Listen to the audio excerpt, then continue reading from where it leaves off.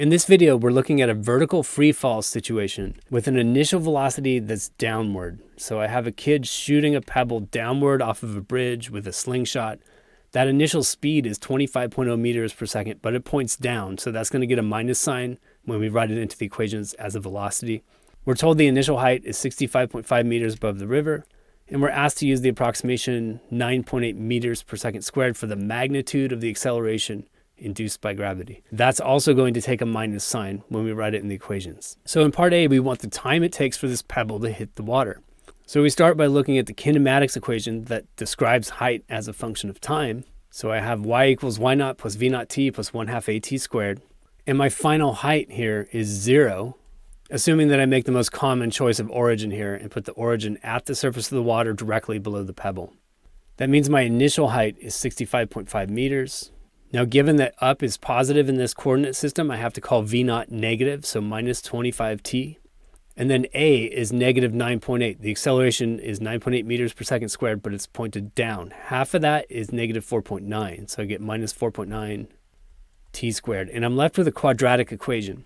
Now, I don't have a problem with it at all when my students just take the quadratic equation and plug into a computer algebra system. But if you need to show more steps than that, then we can apply the quadratic formula.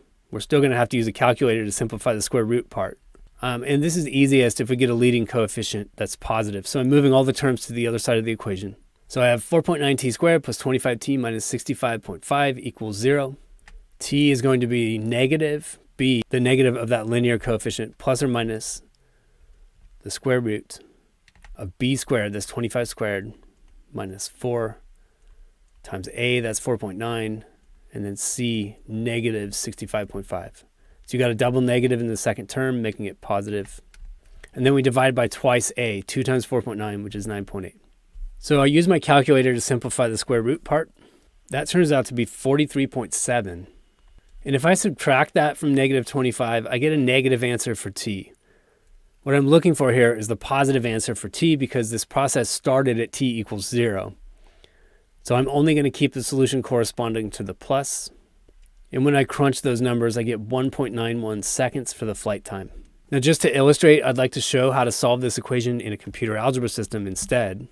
And today we're using WX Maxima, which is a free and open source computer algebra system. I want a decimal approximation, so I'm going to start with the word float. And then solve, and then we input our equation. And we put comma t because that's the variable we want to solve for. And I'm going to hit shift enter. And I get two solutions. And one is negative. It's negative 7.0, and we're not interested in that. And then the second solution, 1.907, which rounds to 1.91. So we get the same answer. In part B, I want to get the speed of this pebble when it hits the water. And we have two different approaches here. The first approach is to use our previous answer for the flight time. And I can plug into my second standard kinematics formula, v equals v naught plus at. And that's going to give me a velocity with a minus sign on it. And then we'll have to erase that in order to communicate what the speed is. So I get that v is going to be negative 25.0. That's my initial velocity. And then minus 9.8, because a is negative 9.8, times the flight time, which was 1.91. And this gives me negative 43.7 meters per second. That minus sign is giving you direction, so that's a velocity.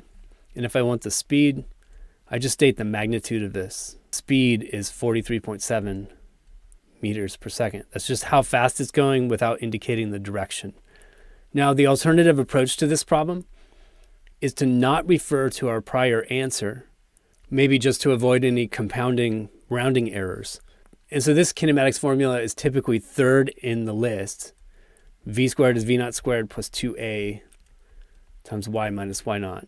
And that equation resulted from taking the first two kinematics equations and eliminating t algebraically. And I'll post a link to the video where this was done. So all this stuff on the right-hand side, when I smash the numbers together, that gives me v squared. And when I take the square root, that's the speed.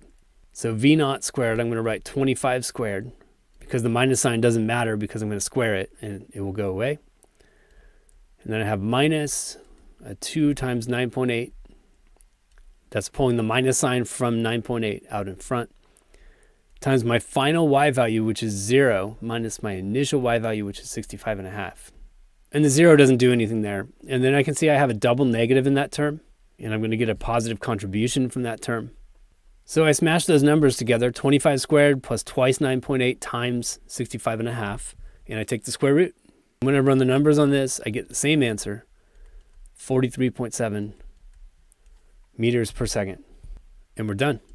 If you enjoyed this video, or at least found it useful, check out another one by clicking one of the links on the left, or click the Zach's Lab logo on the right to explore dozens of physics and math playlists. As always, you can leave your questions, comments, and requests in the comments section below, and I'll get back to you within 24 hours. Thanks for watching Zach's Lab, and best of luck on your math and physics journey.